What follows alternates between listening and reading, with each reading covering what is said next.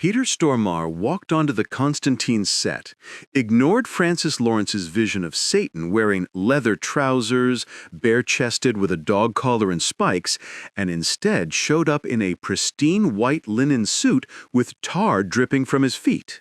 This single act of creative rebellion created the most elegant and counterintuitive portrayal of Lucifer in cinema history.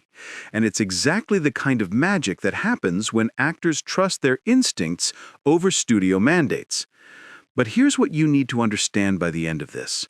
Constantine isn't just the story of a superhero who talks to angels.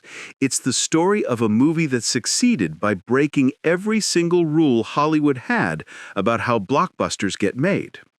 Constantine arrived in 2005 carrying impossible expectations. Francis Lawrence, a first-time feature director making the jump from music videos, was handed a $100 million Warner Bros. Production, while studio executives and crew members showed up on set literally expecting disaster. The pressure was so intense that Lawrence rehearsed for 3 weeks before shooting his first scene, a complex exorcism sequence that the schedule allowed an entire hour to complete. But here's where it gets crazy. Lawrence finished shooting his third and fourth shots of the day before the executives had even settled into their chairs. They couldn't believe it as they watched this music video director navigate the most demanding genre in Hollywood with surgical precision. The film was fighting two battles simultaneously: John Constantine's war between heaven and hell, and Francis Lawrence's war to prove that the best filmmaking often happens when everyone expects you to fail. Watch Rachel Weisz's face during the bathtub drowning scene, where Constantine holds her underwater to awaken her psychic abilities. What you're seeing isn't just acting, it's genuine terror. Weisz was held underwater for up to 90 seconds with only a prearranged tap signal to indicate distress. But as she thrashed in panic, Keanu Reeves couldn't distinguish between her performance and actual emergency signals.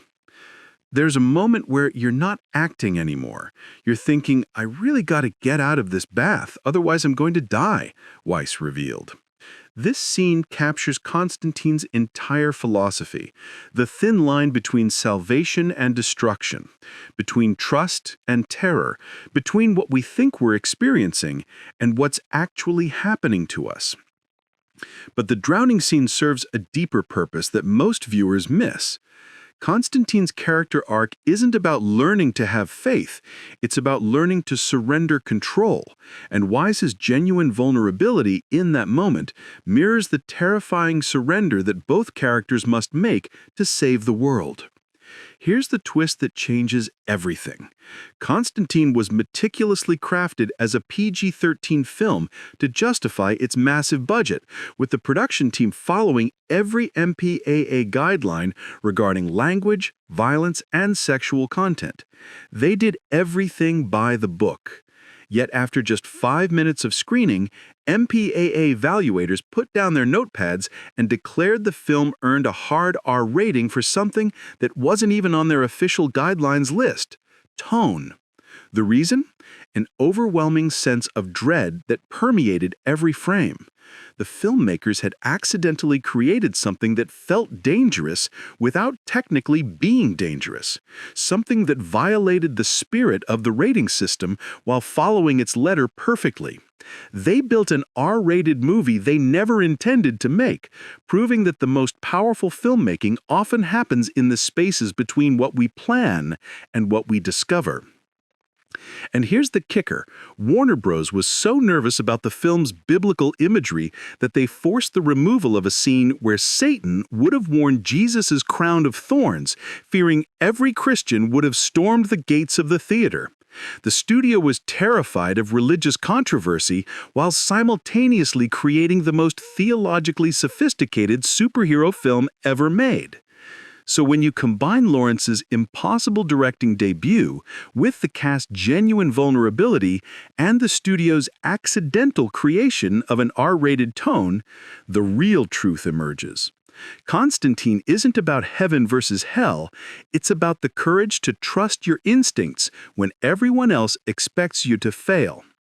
Peter Stormare's white suit wasn't just a costume choice, it was a perfect metaphor for the entire production. In a world that expected darkness to look like leather and chains, he proved that true evil appears as pristine as an angel, just with tar dripping from its feet.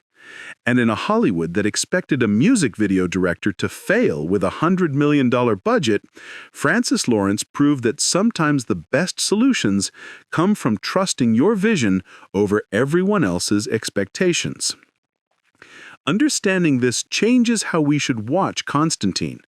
The film's transformation from critical disaster to cult classic happened because audiences eventually recognized what critics missed in 2005.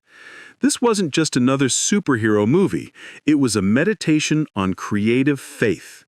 In an era of increasingly committee-driven blockbusters, Constantine remains a testament to what happens when actors, directors, and even the MPAA accidentally collaborate to create something more dangerous and beautiful than anyone intended.